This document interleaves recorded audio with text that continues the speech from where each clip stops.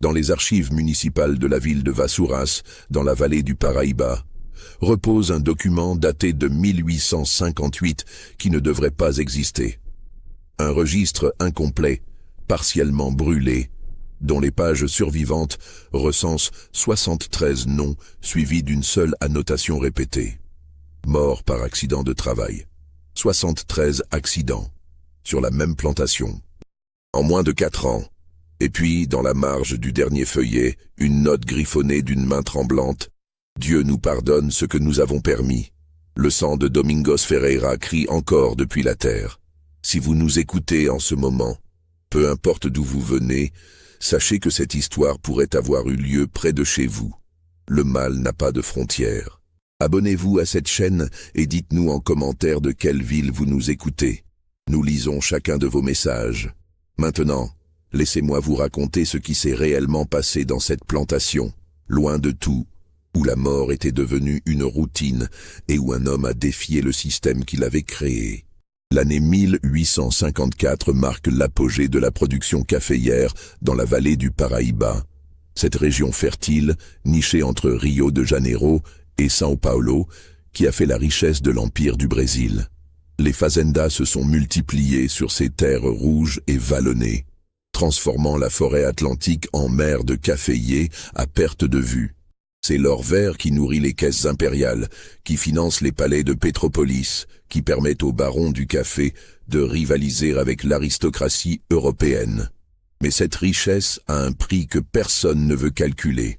Un prix payé en sueur, en sang, en vie brisée. La Fazenda Santa Luzia s'étend sur plus de 2000 hectares de terres ondulantes.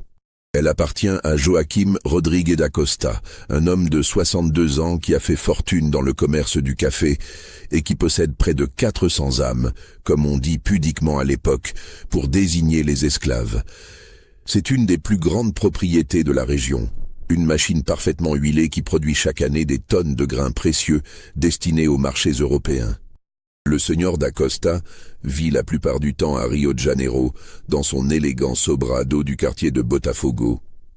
Il ne visite sa plantation que 2 ou 3 fois par an, préférant déléguer la gestion quotidienne à des administrateurs de confiance. C'est une pratique courante parmi les grands propriétaires, être physiquement absent tout en restant le maître absolu. Cette distance permet de maintenir l'illusion de la civilisation, de ne pas voir de trop près les rouages sanglants qui produisent leur confort. La fazenda elle-même ressemble à un petit village autonome. La Casa Grande, blanche et imposante avec ses colonnes néoclassiques, domine une place centrale où se dressent la chapelle, l'entrepôt et les bureaux administratifs. Plus loin s'étendent les terreros, ces vastes espaces pavés où le café est mis à sécher au soleil. Les installations de transformation, les moulins, les greniers, et puis, à bonne distance de la demeure principale, les senzalas, ces longues bâtisses basses où sont parqués les esclaves. Des structures en torchis et bois, sans fenêtres véritables, où règne une chaleur suffocante le jour et une humidité glaciale la nuit. Le paysage environnant est d'une beauté cruelle. Les collines couvertes de caféiers dessinent des vagues vertes jusqu'à l'horizon. La forêt originelle ne subsiste que sur les crêtes les plus escarpées, formant une ligne sombre au loin. Le climat est capricieux. Des pluies torrentielles de décembre à mars, puis une sécheresse qui fendille la terre. La chaleur peut devenir étouffante, particulièrement dans les vallées où l'air stagne. C'est dans ce décor que se joue quotidiennement un drame humain d'une ampleur difficile à concevoir. Près de 400 personnes vivent ici dans une condition qui n'a de nom dans aucune langue civilisée. Des hommes, des femmes, des enfants arrachés à l'Afrique ou nés dans les senzalas, propriété légale d'un homme qu'ils ne voient presque jamais. Leur vie est réglée par un système d'une précision implacable. Levé avant l'aube, travail au champ jusqu'au coucher du soleil, ration minimale de haricots noirs et de farine de manioc, retour au senzala sous surveillance, porte verrouillée de l'extérieur. La société de la fazenda reproduit en miniature les hiérarchies de l'empire. Au sommet, le propriétaire absent. Juste en dessous, l'administrateur, un Portugais nommé Antonio Silveira, qui vit dans une maison confortable près de la Casa Grande. Puis viennent les employés libres, le médecin qui passe une fois par mois, le chapelain qui célèbre la messe le dimanche, les comptables, les artisans spécialisés. Et enfin, la masse des esclaves, elle-même divisée en catégories. Les esclaves domestiques qui travaillent à la Casa Grande, les artisans qualifiés, les ouvriers agricoles, et tout en bas, les esclaves des champs, ceux qu'on appelle les pesas, les pièces, comme du mobilier. Mais il existe une figure qui échappe à cette classification simple. Une fonction qui concentre tous les paradoxes et toutes les horreurs du système. Le feitor, le contremaître. C'est lui qui maintient l'ordre, qui surveille le travail, qui distribue les punitions. Et souvent, c'est un esclave lui-même, ou un ancien esclave affranchi. Un homme qui a connu l'oppression, et qui devient l'instrument de l'oppression. Un homme qui doit sa position précaire à sa capacité à terroriser ses semblables. En 1854, le feitor de la Fazenda Santa Luzia s'appelle Domingos Ferreira, et c'est le nom qui inspire le plus de terreur dans toute la vallée du Paraíba. Le premier mort officiel survient en avril 1854, selon les registres qui subsistent. Un homme nommé Thomas, 28 ans, mort suite à une chute dans le moulin. Le prêtre note l'accident dans son livre paroissial, le médecin signe un certificat. Le corps est enterré le soir même dans le petit cimetière réservé aux esclaves. Une parcelle de terre à l'écart, sans pierre tombale, sans cérémonie véritable. Mais les esclaves de la Fazenda racontent une autre histoire. Ils murmurent que Thomas n'est pas tombé, qu'il a été jeté, qu'il avait osé regarder Domingos Ferreira dans les yeux pendant trop longtemps, qu'il avait murmuré quelque chose que le contremaître avait interprété comme de l'insolence, et que, pour cette transgression microscopique, il a été traîné jusqu'au moulin et précipité dans les engrenages en marche. Les murmures sont dangereux dans une plantation. Ils peuvent se propager comme un incendie, éroder l'autorité, inspirer la rébellion. Alors ils restent secrets, chuchotés seulement dans l'obscurité des senzala, transmis par des regards, des silences chargés de sens. Personne ne parle ouvertement. Parler, c'est risquer de devenir le prochain accident. En mai, un autre nom s'ajoute au registre. João, 35 ans, mort d'épuisement par forte chaleur. En juin, c'est Maria, 19 ans, décédée suite à une fièvre soudaine. En juillet, 2 hommes et une femme. Août voit 4 nouveaux décès. Septembre en compte 5. Les chiffres augmentent de manière constante, presque mathématique. Et chaque fois, l'explication est banale, acceptable selon les standards de l'époque. Accident de travail, maladie, épuisement, chute. Les plantations sont des endroits dangereux après tout. La vie d'un esclave est brutale et courte. Les accidents arrivent. C'est le prix du progrès, du développement, de la civilisation qui s'étend sur ces terres sauvages. Mais certains commencent à remarquer. Un commerçant de Vassouras, qui fournit des outils à la Fazenda, s'étonne du nombre inhabituel de commandes pour des cercueils. Le médecin municipal, lors d'une conversation au club, mentionne qu'il doit signer beaucoup de certificats de décès pour Santa Luzia, plus que pour n'importe quelle autre propriété de taille comparable. Le prêtre qui dessert la Fazenda note dans son journal privé que les messes funéraires se multiplient d'une manière inquiétante. Mais personne ne pose de questions directes. Personne ne demande à voir les corps. Personne n'enquête vraiment. Parce que remettre en question la gestion d'une fazenda, c'est remettre en question le système lui-même.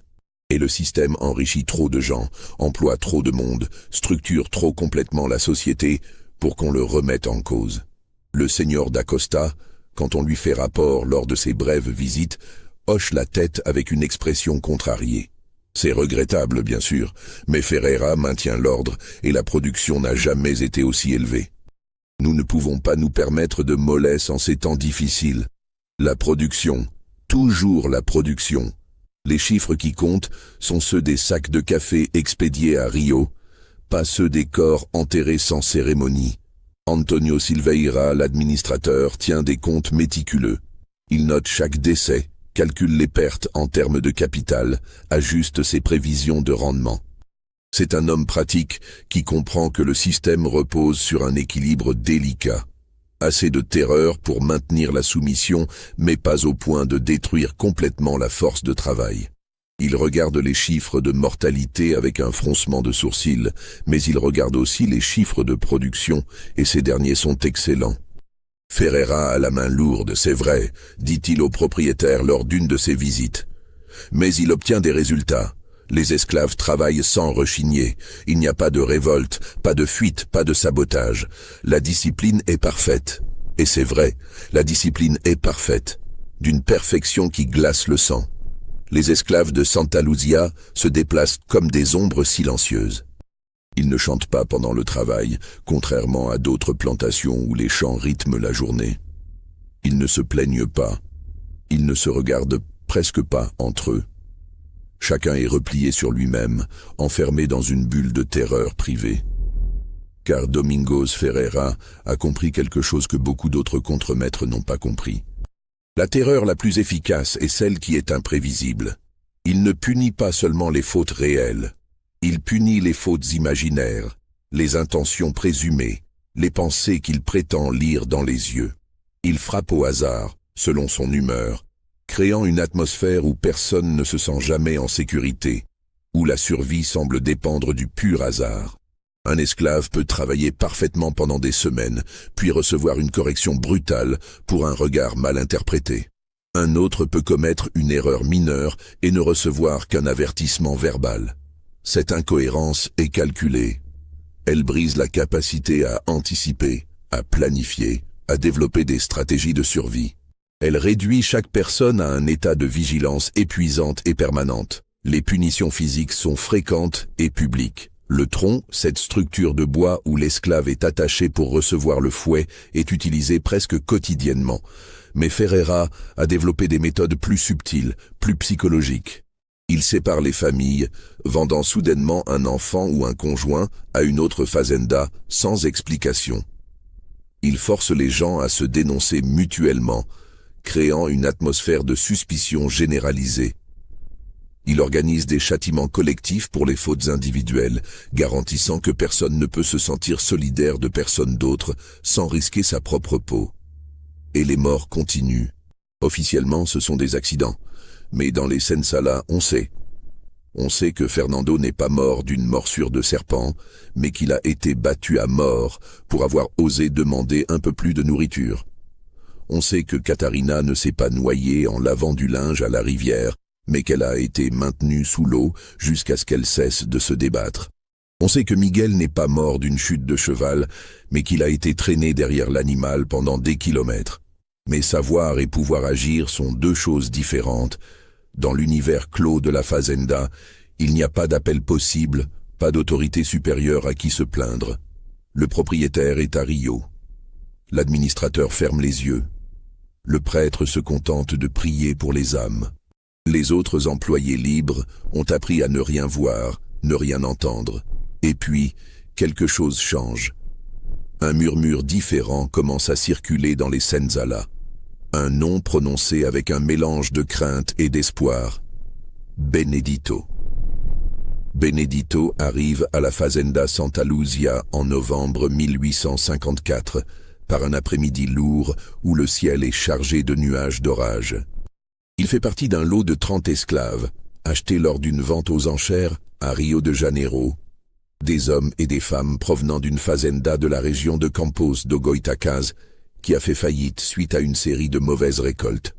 Les nouveaux arrivants descendent du chariot qui les a transportés, enchaînés les uns aux autres, épuisés par plusieurs jours de voyage sur des routes chaotiques. La plupart ont l'air brisés, le regard vide de ceux qui ont déjà abandonné tout espoir. Ils sont jeunes pour la plupart, sélectionnés pour leur force de travail potentielle. Antonio Silveira les inspecte avec l'œil d'un acheteur de bétail, vérifiant les dents, palpant les muscles, notant mentalement qui sera affecté au champ et qui pourrait avoir des compétences utiles. Benedito est le dernier de la file. Il mesure près de 1,90 m, une taille imposante pour l'époque. Sa peau est d'un noir profond qui suggère une origine africaine récente, peut-être de deuxième génération. Il a environ 35 ans, estime Silveira, et son corps porte les cicatrices de nombreux châtiments. Des marques de fouet qui zèbrent son dos, une brûlure ancienne sur l'épaule gauche, une estafilade qui traverse son sourcil droit. Mais ce qui frappe le plus, c'est son regard. Où les autres baissent les yeux, lui regardent droit devant lui. Pas avec insolence, pas avec défi, mais avec une intensité tranquille qui met mal à l'aise. Celui-là, il va poser problème, marmonne Silveira à son assistant. Mets-le directement sous la surveillance de Ferreira. Il faut le briser rapidement. Les nouveaux esclaves sont conduits vers les senzalas. C'est là que Benedito voit pour la première fois l'environnement qui sera sa prison.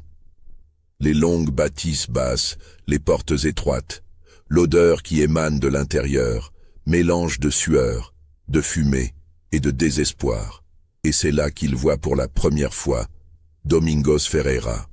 Le contremaître est en train de superviser la distribution du repas du soir, une tâche qu'il accomplit personnellement pour maintenir son contrôle sur chaque aspect de la vie des esclaves. C'est un homme de taille moyenne, peut-être 45 ans, avec une musculature nouée par des années de travail physique. Sa peau est claire, presque blanche, ce qui suggère un métissage ancien. Il porte des vêtements simples mais de meilleure qualité que ceux des esclaves. Une chemise de coton, un pantalon de toile, des bottes de cuir. À sa ceinture pend un fouet de cuir tressé, usé par l'usage fréquent. Ce qui frappe chez Ferreira, c'est l'expression de son visage. Ce n'est pas de la cruauté flamboyante, pas de la rage visible. C'est quelque chose de plus froid, de plus calculé. Une sorte de détachement clinique, comme s'il observait des insectes plutôt que des êtres humains. Ses yeux sont d'un brun presque noir, et il semble toujours en train d'évaluer, de mesurer, de chercher les faiblesses. Quand il voit Benedito, il s'arrête un instant. Les deux hommes se regardent. Le silence s'étire, chargé d'électricité. Tous ceux qui sont présents sentent que quelque chose de significatif est en train de se passer, même s'ils ne peuvent pas encore dire quoi. Puis Ferreira sourit. Un sourire fin, presque amusé. « Ah, un grand », dit-il en portugais, avec un accent qui trahit ses origines populaires. « J'aime les grands. Ils font plus de bruit quand ils tombent. » Il s'approche de Benedito, tournant autour de lui comme un prédateur évaluant sa proie. « Tu as l'air fort, tu as l'air de celui qui se croit important, tu as l'air de celui qui pense qu'il peut résister. » Il s'arrête devant lui, levant légèrement le menton pour compenser la différence de taille. « Laisse-moi t'expliquer comment les choses fonctionnent ici, grand homme. Ici, tu n'es rien. Moins que rien. Tu es une pessa, une pièce de propriété. Et moi, je suis celui qui décide si cette pièce reste entière ou si elle se brise. » Benedito ne dit rien. Il ne baisse pas les yeux non plus. Son visage reste parfaitement neutre, sans expression. Cette absence de réaction semble irriter Ferreira plus qu'une réponse insolente ne l'aurait fait. « Tu ne parles pas ? Tu es sourd ou simplement stupide ?» Ferreira tire son fouet de sa ceinture, le fait claquer dans l'air. Le bruit sec fait sursauter plusieurs esclaves présents. Quand je te parle, tu réponds. Tu dis « Oui, Seigneur Feitor ». Tu baisses les yeux. Tu montres du respect. « Oui, Seigneur Feitor », dit Benedito d'une voix grave et posée. Mais ses yeux ne baissent pas. Il reste fixé sur un point au-dessus de l'épaule de Ferreira, techniquement obéissant, mais refusant la soumission complète. C'est une insolence subtile, presque imperceptible, mais Ferreira la sent. Et quelque chose dans cette résistance microscopique allume en lui une rage froide. « Tu vas apprendre », dit-il à voix basse. « Je te le promets. Tu vas apprendre ou tu vas rejoindre les autres dans le cimetière. C'est ta seule alternative ici.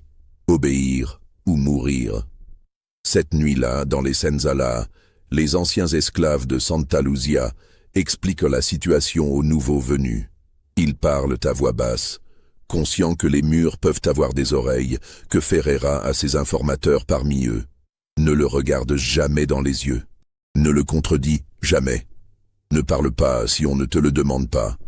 Travaille dur, baisse la tête, prie Dieu et peut-être que tu survivras. C'est le conseil standard, répété comme une litanie de survie. Mais quelqu'un d'autre parle aussi. Un vieil homme nommé Francisco, qui est à Santa Luzia depuis presque 20 ans. Le nouveau, celui qu'ils appellent Benedito. Il faut qu'il sache. Ferreira l'a dans son viseur maintenant. Il va le tester, le pousser, chercher à le briser. S'il résiste, il mourra. Mais il hésite, regardant autour de lui avant de continuer. Mais si par miracle il tient bon, s'il trouve un moyen de survivre sans se soumettre complètement, alors peut-être que quelque chose va changer ici. Rien ne va changer, siffle une femme nommée Johanna. 73 personnes sont mortes depuis que Ferreira est arrivé. 73. Qui peut changer ça? Ce nouveau va mourir comme les autres, et nous allons continuer à courber la tête et à attendre notre tour. Mais dans le noir de la Senzala, certains commencent à observer Benedito avec une attention particulière. Car il y a quelque chose en lui qui ne correspond pas au profil habituel de l'esclave nouvellement acquis. Quelque chose dans sa manière de se tenir, dans son calme, dans cette absence totale de peur visible. Les jours suivants révèlent d'autres particularités. Benedito est assigné au travail des champs, le labeur le plus dur. Il se lève avant l'aube, mange sa ration en silence et part vers les caféiers avec les autres. Le travail est épuisant. Nettoyer les mauvaises herbes, cueillir les cerises de café mûres, porter des paniers de 30 kilos sur des sentiers escarpés. Tout cela sous un soleil de plomb ou sous des pluies torrentielles. Ferreira le surveille constamment pendant les premiers jours, cherchant visiblement un prétexte pour le punir. Mais Benedito ne lui donne aucune excuse. Il travaille méthodiquement, efficacement, sans se plaindre. Quand on lui donne un ordre, il obéit immédiatement. Quand on le corrige, il accepte sans protestation. Il semble s'être plié complètement aux exigences du système. Presque complètement. Car les observateurs attentifs remarquent de petites choses. La façon dont Benedito aide discrètement les plus faibles, portant furtivement une partie de leur charge quand personne ne regarde. La manière dont il partage sa ration avec ceux qui ont moins. Les regards qu'il échange avec certains. Des regards qui transmettent quelque chose.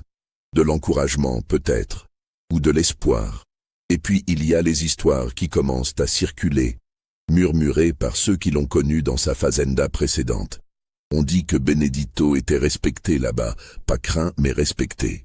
Qu'il savait lire et écrire, chose extrêmement rare parmi les esclaves, compétences qu'il avait acquises on ne sait comment.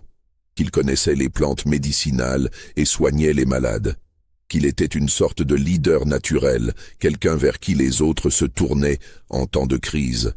On raconte aussi qu'il avait essayé de s'échapper plusieurs fois, qu'il avait passé des mois dans les forêts, qu'il connaissait les chemins secrets vers les quilombos, ces communautés d'esclaves fugitifs cachés dans les montagnes, mais qu'il était toujours revenu se rendre volontairement, pas par peur mais pour protéger d'autres personnes qui auraient souffert de sa fuite.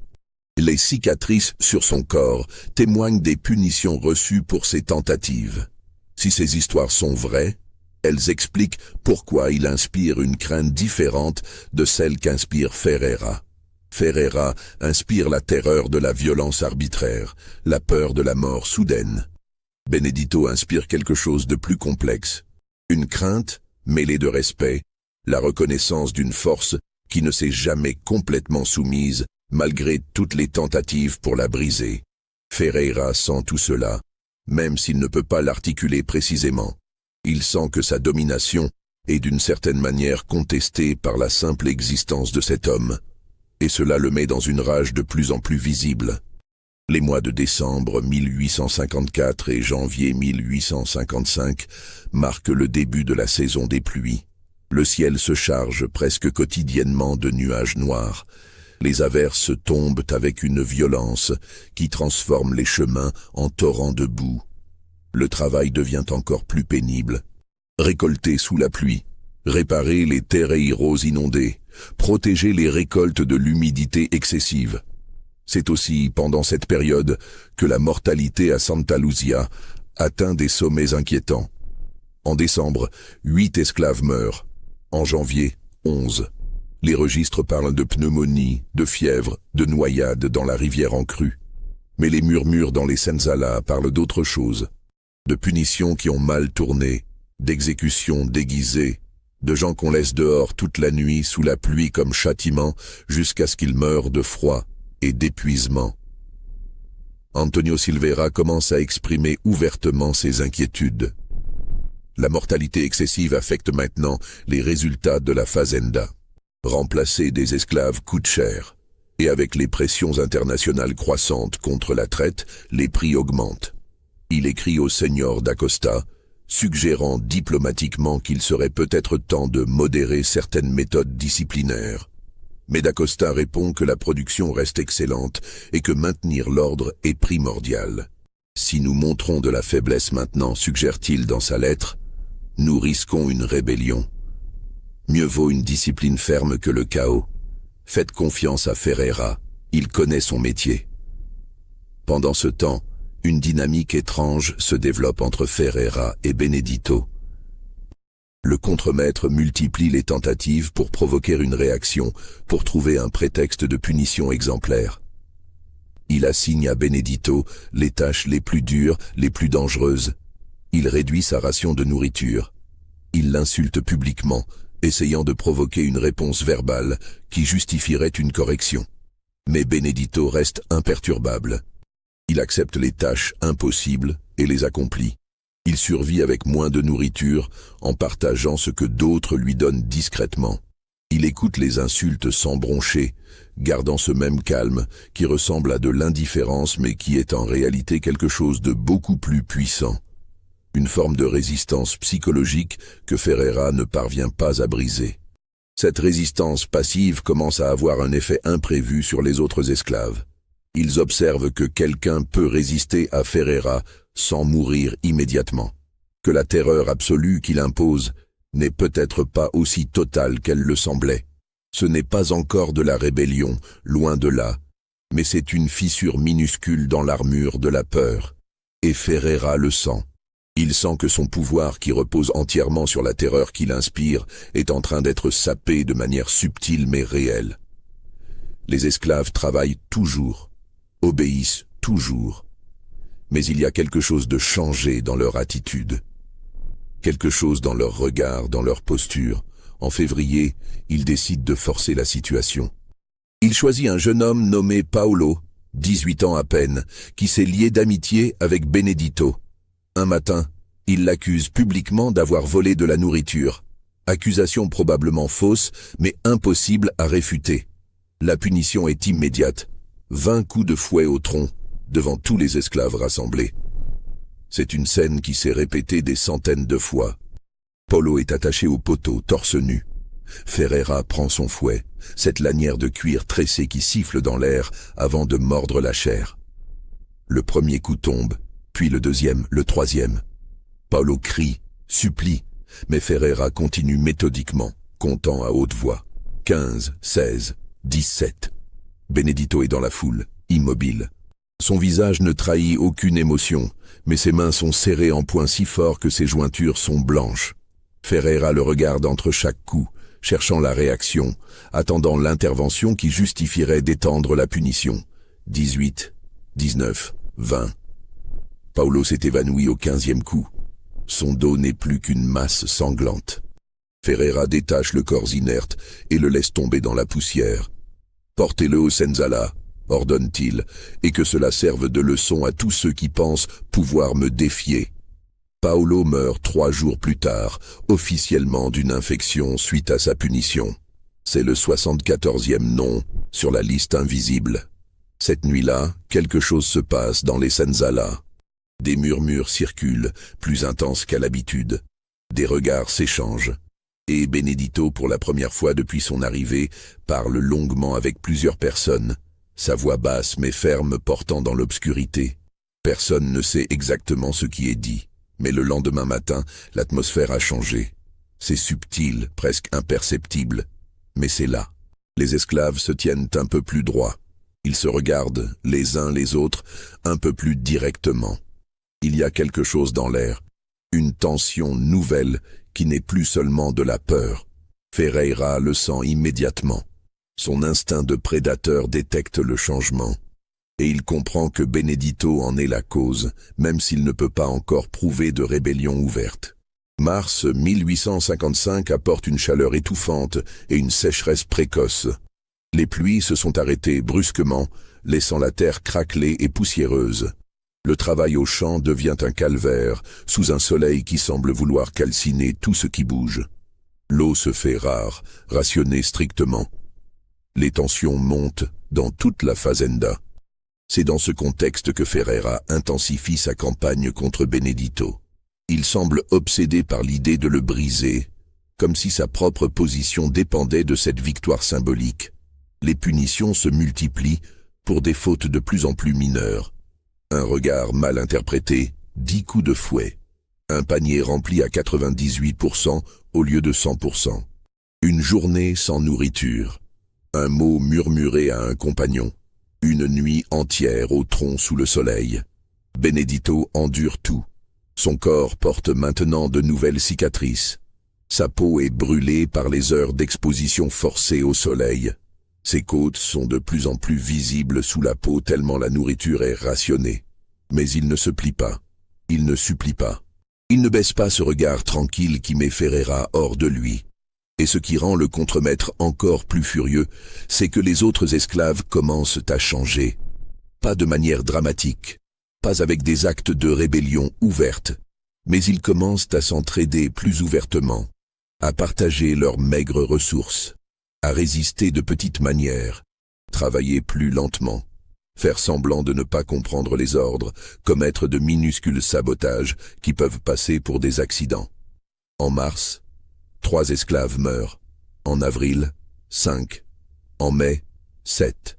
77, 78, 79, 80, 81, 82, 83, 84, 85, 86, 87, 88, 89 noms sur la liste qui ne devrait pas exister. Les registres officiels continuent à parler d'accidents et de maladies, mais même Antonio Silveira commence à s'alarmer sérieusement. Il convoque Ferreira dans son bureau, un entretien tendu où l'administrateur essaie de marcher sur la corde raide entre maintenir l'ordre et préserver le capital de la fazenda. « Domingos, nous devons parler des chiffres », commence-t-il, étalant les registres sur son bureau. 89 morts en un an. C'est inacceptable. Le seigneur d'Acosta commence à poser des questions difficiles. Ferreira reste debout, les bras croisés, son visage fermé. Je maintiens l'ordre. C'est mon travail.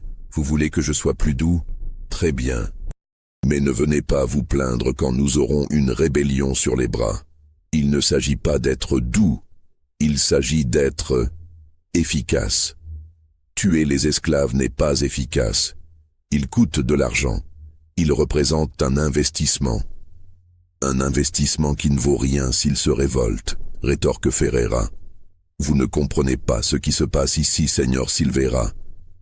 Il y a un poison qui se répand parmi eux. Un poison nommé Benedito. Cet homme est dangereux. Pas parce qu'il fait quelque chose d'ouvertement rebelle, mais parce qu'il refuse de se soumettre vraiment. Et les autres le voient. Ils commencent à penser que c'est possible de résister. Alors vendez-le, débarrassez-vous de lui. Non. La réponse est catégorique. Je ne vais pas fuir devant lui. Je vais le briser, complètement, publiquement. Et quand je l'aurai fait, quand les autres verront même leur héros rampant à mes pieds, alors la vraie discipline reviendra. Silveira soupire, sentant qu'il ne peut pas gagner cet argument. Faites ce que vous devez faire. Mais essayez de limiter les dégâts collatéraux. Nous ne pouvons pas nous permettre de perdre beaucoup plus d'esclaves.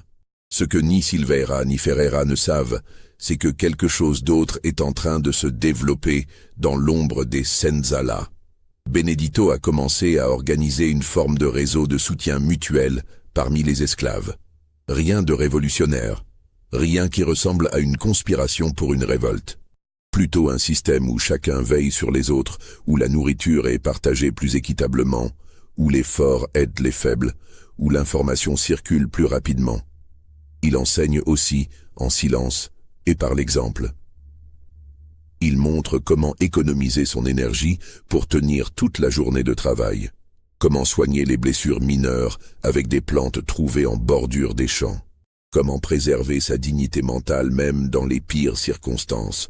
Comment résister sans se rebeller, comment survivre sans se soumettre complètement. C'est subtil, presque invisible de l'extérieur. Mais c'est là. Et c'est en train de changer la dynamique interne de la communauté des esclaves de Santa Luzia. Si cette histoire vous donne des frissons, si vous vous demandez comment tout cela va finir, laissez un like et dites-nous en commentaire ce que vous pensez qu'il va se passer. Votre engagement nous aide à continuer à vous raconter ces histoires oubliées. Le mois de juin commence par un événement inhabituel. Le seigneur d'Acosta annonce qu'il va venir passer une semaine complète à la Fazenda, accompagné de sa famille et de plusieurs invités de Rio de Janeiro. C'est une visite rare, motivée autant par les beaux résultats de production que par les rapports inquiétants sur la mortalité. La Fazenda se prépare frénétiquement. La Casa Grande est nettoyée de fond en comble, les jardins sont refaits, les installations sont réparées et repeintes. Même les senzala reçoivent un coup de pinceau, créant une façade de propreté et d'ordre qui ne correspond en rien à la réalité quotidienne. Antonio Silveira est nerveux. Il sait que les invités vont observer, poser des questions, peut-être même demander à voir les livres de comptes en détail. Il convoque Ferreira et lui donne des instructions claires. Pendant cette semaine, vous allez être le contremaître modèle. Pas de punition visible, pas de violence. Vous montrez de la discipline, mais avec retenue. Vous me comprenez? Ferreira acquiesce, mais ses yeux trahissent sa frustration.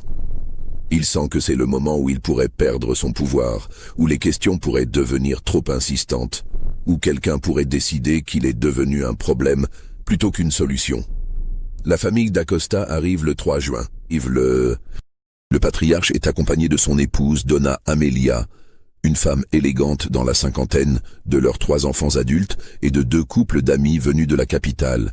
Ils apportent avec eux l'atmosphère de Rio, les dernières nouvelles de la cour impériale, les ragots de la haute société.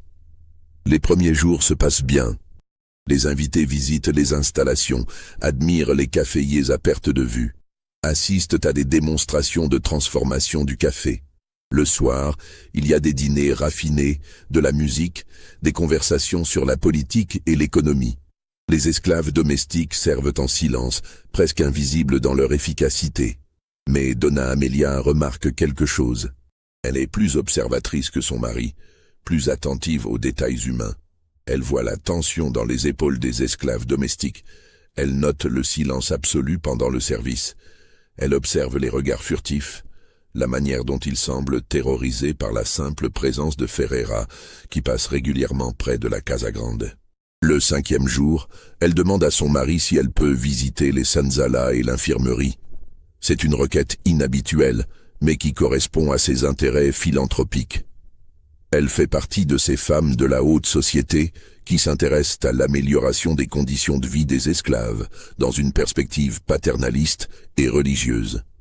Silveira ne peut pas refuser, mais il organise la visite avec soin, s'assurant que tout est présentable, que seuls les esclaves les plus présentables seront visibles. Ferreira accompagne le groupe, son visage un masque de politesse professionnelle. C'est dans l'infirmerie, une petite pièce annexe d'une des senzala, que Donna Amelia voit Benedito pour la première fois. Il est allongé sur un lit de fortune, récupérant d'une punition récente qu'il a laissée avec des côtes fêlées. Le médecin de la Fazenda est en train d'examiner un autre patient et personne n'a pensé à cacher Benedito. Donna Amelia s'arrête net en le voyant. Les cicatrices sur son torse, les marques fraîches, l'état de maigreur avancé. « Mon Dieu !» murmure-t-elle. « Qu'est-ce qui lui est arrivé ?»« Un accident de travail, Señora » répond rapidement Ferreira. « Il est tombé d'un chariot. Nous prenons soin de lui. » Mais Donna Amelia n'est pas stupide. Elle voit les marques de fouet, Reconnais les signes de malnutrition délibérée. Ces marques ne ressemblent pas à des blessures de chute, dit-elle, sa voix devenant plus froide. Elles ressemblent à des punitions. Un silence tendu s'installe. Silveira intervient rapidement. « Señora, peut-être devrions-nous retourner à la Casa Grande. Le soleil est très fort. » Mais quelque chose dans le regard de Benedito a captivé Donna Amelia. Malgré son état, malgré la douleur évidente, ses yeux sont clairs, alertes. Et il y a dans son expression quelque chose qui ne correspond pas à l'image de l'esclave brisé. C'est une dignité qui ne devrait pas exister dans ce contexte. « Comment vous appelez-vous » demande-t-elle directement à Benedito. Il y a une hésitation. Les règles sociales sont claires. Un esclave ne parle pas à une dame de la haute société sans permission. Mais Donna Amelia a posé la question directement, créant une situation ambiguë. « Benedito, señora » répond-il finalement, sa voix basse mais ferme.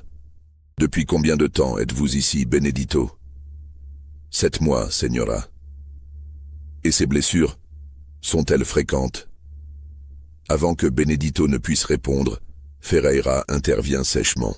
« Señora, avec tout le respect que je dois vous demander de ne pas interroger les esclaves. Cela crée de la confusion dans la hiérarchie. Ils doivent savoir qu'ils ne peuvent parler qu'aux personnes autorisées. » Donna Amelia se tourne vers lui, et il y a de l'acier dans son regard. « Monsieur Ferreira, je suis l'épouse du propriétaire de cette fazenda. Je peux parler à qui je veux. » Puis, elle se retourne vers Benedito. « Répondez à ma question. » Benedito la regarde, et dans cet instant, une décision se prend. Il pourrait mentir, dire que tout va bien, préserver l'illusion. Ou il pourrait dire la vérité, sachant que cela pourrait lui coûter la vie, mais pourrait aussi changer quelque chose. « Les blessures sont fréquentes pour beaucoup d'entre nous, señora, » dit-il calmement. 89 personnes sont mortes depuis que je suis arrivé, officiellement d'accident, mais... Ça suffit. La voix de Ferreira claque comme un fouet. Cet esclave ment. Il est connu pour être un agitateur, pour inventer des histoires.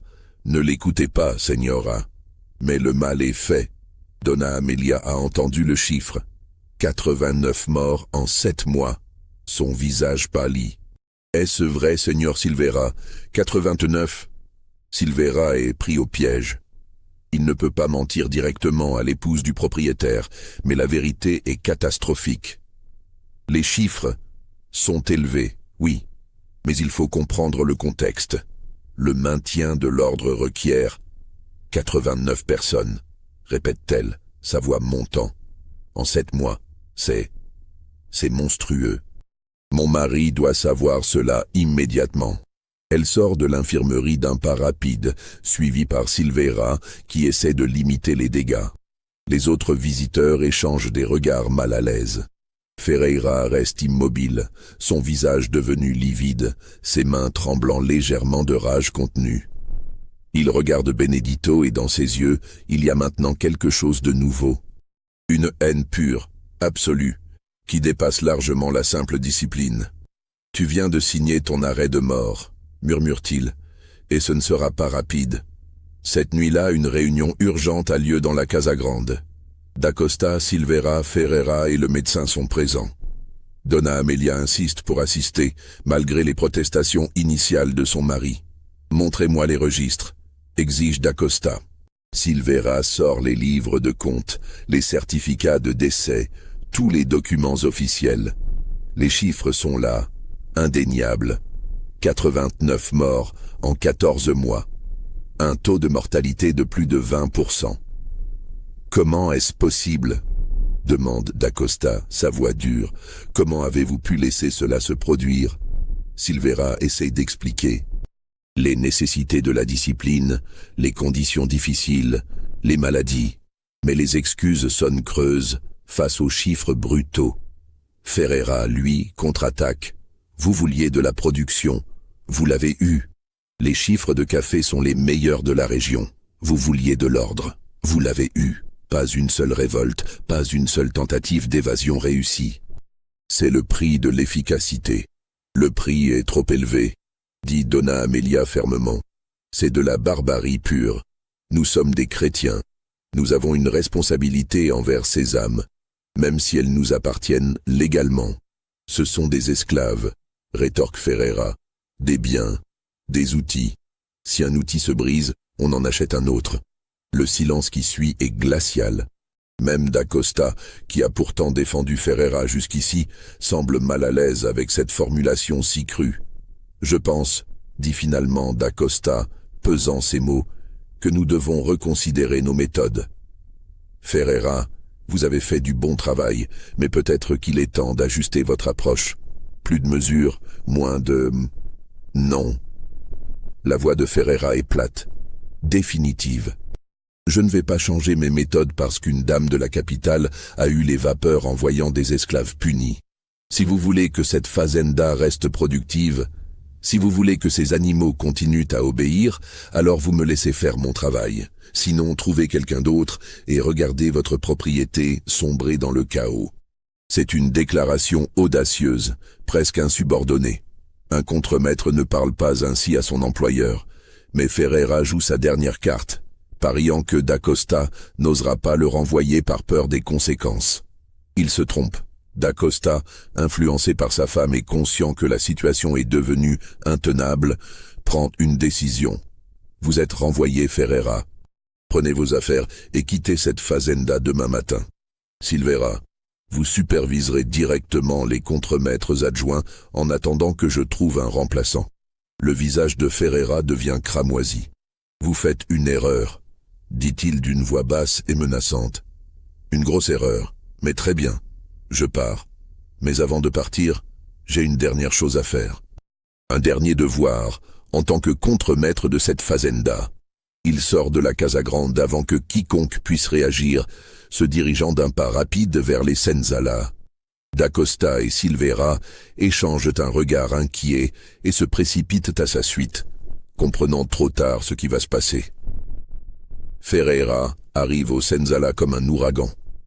Il porte son fouet à la ceinture et un gourdin à la main.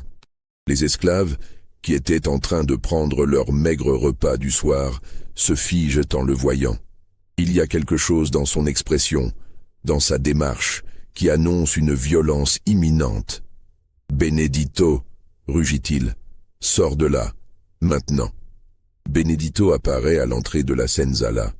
Il se tient droit malgré ses côtes fêlées, malgré la faiblesse causée par les privations. Les deux hommes se font face dans la lumière déclinante du soir, entourés par un cercle grandissant d'esclaves et d'employés, attirés par les cris. « Tu as détruit ma vie », dit Ferreira, sa voix tremblant de rage. « Tu es arrivé ici avec ton attitude, ton refus de te plier, et tu as tout gâché. Eh bien, tu vas payer pour ça. Tu vas payer pour chaque mort, pour chaque problème, pour chaque moment où tu as osé me regarder comme si j'étais ton égal. » « Je ne vous ai jamais regardé comme mon égal, » répond Benedito calmement.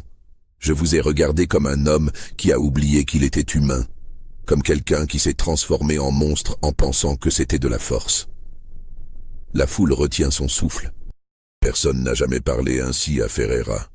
C'est une insubordination totale, un défi direct qui dans le système de la plantation équivaut à une sentence de mort.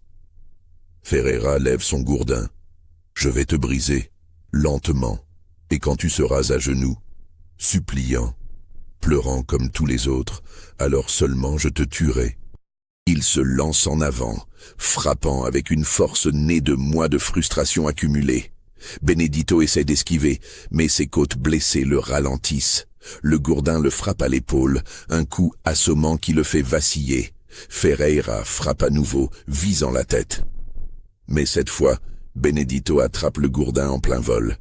Ses mains se referment sur le bois, et malgré la douleur, malgré la faiblesse, il tient bon. Les deux hommes luttent pour le contrôle de l'arme, leur visage à quelques centimètres l'un de l'autre. « Lâche ça !» gronde Ferreira. « Tu ne fais qu'empirer les choses. »« Non !» dit Benedito. « Plus maintenant, plus jamais. » Il tire brusquement le gourdin, déséquilibrant Ferreira. Puis, dans un mouvement fluide né d'années de travail physique intense, il arrache l'arme des mains du contremaître et la jette au loin. Ferreira recule, surpris. Pour la première fois en des années, il fait face à quelqu'un qui refuse de se soumettre, qui peut et va se défendre. Et il réalise qu'il est devant tous les esclaves de la fazenda, devant Silveira et Da Costa qui viennent d'arriver en courant et qu'il est en train de perdre ce combat. Il tire son fouet, le fait claquer dans l'air. Arrière, reculez tous ou je. Ou vous quoi? La voix vient de la foule des esclaves. C'est Francisco, le vieil homme qui a accueilli Benedito à son arrivée. Vous allez nous tuer? Vous nous tuez déjà. Vous avez tué 89 d'entre nous. Qu'est-ce qui nous retient encore? Un murmure parcourt la foule. D'autres voix s'élèvent, timidement d'abord, puis avec plus de force. Des noms sont prononcés. Les noms des morts, une litanie qui gonfle comme une vague. Thomas, João, Maria, Fernando, Catarina, Paolo. 73 noms sont scandés, 73 vies rappelées à la mémoire collective. Et avec chaque nom, la foule se rapproche imperceptiblement de Ferreira, qui recule maintenant vers la Casa Grande. Da Costa comprend que la situation est en train de basculer vers quelque chose de dangereux, de potentiellement catastrophique. « Arrêtez !» crie-t-il avec toute l'autorité de sa position. « Arrêtez immédiatement! Tous dans les sensalas! Ferreira, vous partez ce soir, pas demain. Maintenant, Silveira, allez chercher ses affaires. » Mais Ferreira ne veut pas partir. Il veut sa revanche. Il se retourne vers Benedito, le fouet levé, et frappe. La lanière de cuir siffle dans l'air et s'enroule autour du bras de Benedito. Ferreira tire, essayant de le déséquilibrer, de le traîner au sol pour le frapper jusqu'à ce que mort s'ensuive. Ce qui se passe ensuite devient flou dans les témoignages. Certains disent que Benedito a simplement tenu bon, que ses pieds sont restés plantés dans le sol comme des racines. D'autres disent qu'il a tiré sur le fouet avec une telle force que Ferreira a été projeté en avant. D'autres encore parlent d'autres esclaves qui ont saisi le contremaître, l'ont immobilisé, l'ont empêché de continuer son attaque. Ce qui est certain, c'est que Ferreira se retrouve au sol, désarmé, entouré d'une foule silencieuse d'esclaves dont les visages ne trahissent aucune émotion. Et pour la première fois de sa vie d'adulte, il ressent quelque chose qu'il n'a jamais ressenti. La peur. La peur pure et viscérale d'un homme qui comprend qu'il a poussé trop loin, qui réalise qu'il est seul face à des centaines de personnes qu'il a torturées pendant des années et qui n'ont maintenant plus rien à perdre. « Ne le touchez pas », dit Benedito, sa voix portant dans le silence. « Nous ne sommes pas comme lui. Nous n'allons pas devenir des monstres pour combattre un monstre. » Il tend la main vers Ferreira, l'aidant à se relever. C'est un geste d'une puissance symbolique énorme, un refus de descendre au niveau de son oppresseur. Ferreira se remet debout, tremblant, humilié, vaincu non par la violence, mais par la dignité de celui qu'il pensait avoir brisé. « Partez », dit Benedito, « et ne revenez jamais. » Ferreira part dans la nuit, escorté par Silveira jusqu'aux limites de la propriété. Il ne reviendra jamais. Les registres municipaux indiquent qu'il quittera la région peu après, disparaissant dans l'anonymat des villes côtières. Certains disent qu'il est mort quelques années plus tard dans la misère, d'autres qu'il a recommencé ailleurs, sous un autre nom. Personne ne sait vraiment. Les semaines qui suivent le départ de Ferreira sont étranges. Da Costa reste plus longtemps que prévu à la fazenda, supervisant personnellement la transition. Il nomme un nouveau contremaître. Un homme plus jeune recommandé par le prêtre local, avec des instructions explicites de maintenir la discipline sans recourir à la violence excessive. Les conditions s'améliorent, marginalement. Les rations sont légèrement augmentées. Les heures de travail sont réduites d'1 heure par jour. Un vrai médecin est embauché à temps plein. Les punitions physiques ne sont autorisées que dans des cas extrêmes et avec l'approbation de l'administrateur. C'est encore l'esclavage. C'est encore l'oppression, l'exploitation, l'injustice fondamentale d'un système où des êtres humains sont traités comme des biens. Mais c'est légèrement moins brutal qu'avant. Les morts cessent d'être quotidiennes. La terreur constante se transforme en une vigilance plus normale, plus supportable. Benedito reste à la fazenda.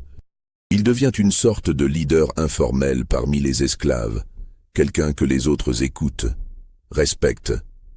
Il continue à organiser discrètement des systèmes de soutien mutuel, à enseigner, à maintenir vivante l'idée qu'être esclave, ne signifie pas abandonner son humanité. En 1858, 3 ans après les événements, les archives mentionnent que Benedito a reçu sa lettre d'affranchissement. Les circonstances exactes ne sont pas claires. Certains documents suggèrent qu'il a acheté sa liberté avec de l'argent économisé mystérieusement. D'autres suggèrent que c'était un cadeau de Donna Amelia, qui aurait maintenu une correspondance avec certains esclaves de la fazenda et aurait persuadé son mari d'accorder la liberté à quelques individus méritants. Quoi qu'il en soit, Benedito quitte Santa Luzia en homme libre. Les témoignages de l'époque le perdent ensuite de vue. Certains disent qu'il est parti vers le nord, vers les quilombos des montagnes où les esclaves fugitifs construisaient leur propre communauté. D'autres disent qu'il est resté dans la région, travaillant comme ouvrier libre et aidant d'autres esclaves à obtenir leur liberté. Ce qui est certain, c'est que son influence persiste. Les esclaves de Santa Luzia, même après son départ, maintiennent les systèmes qu'il a établis. Ils s'entraident, résistent de petites manières, préservent leur dignité, et ils racontent son histoire, transmise de génération en génération, l'histoire de l'homme qui a tenu bon face au pire que le système pouvait lui infliger. La fazenda Santa Luzia elle-même survivra jusqu'à l'abolition de l'esclavage en 1888. Quand la loi Aurea est promulguée, libérant tous les esclaves du Brésil, la propriété emploie encore près de 300 personnes en esclavage. Beaucoup resteront travailler comme ouvriers salariés, n'ayant nulle part où aller. D'autres partiront chercher une nouvelle vie ailleurs. Aujourd'hui, la fazenda n'existe plus. Les bâtiments ont été détruits ou sont tombés en ruine. La forêt a repris ses droits sur les anciens champs de café. Il ne reste que quelques fondations de pierre et ce petit cimetière à l'écart où sont enterrés les esclaves morts pendant la période de production. Aucune pierre tombale ne marque leur sépulture. Leurs noms sont oubliés de tous, sauf des archives poussiéreuses. Mais le document incomplet, celui qui recense les 73 noms avec la même annotation répétée, celui avec la note griffonnée dans la marge, celui-là survit. Enfoui dans les archives municipales de Vassouras, attendant qu'un chercheur le découvre, se demandant ce qui a pu se passer pour qu'un contremaître tue autant de personnes en si peu de temps, et ce qui a pu le pousser à affronter finalement l'esclave le plus redouté de la plantation. Cette histoire est-elle vraie? Les archives existent, les dates correspondent à des périodes réelles de l'histoire du Brésil, et les pratiques décrites étaient malheureusement communes dans les plantations de la vallée du Paraíba. Mais Benedito a-t-il vraiment existé? Ferreira était-il un homme réel ou une synthèse de plusieurs contremaîtres brutaux? Les 73 noms sont-ils une exagération ou une sous-estimation? Nous ne le saurons probablement jamais avec certitude. L'histoire de l'esclavage au Brésil est pleine de trous, de documents perdus, de témoignages jamais enregistrés.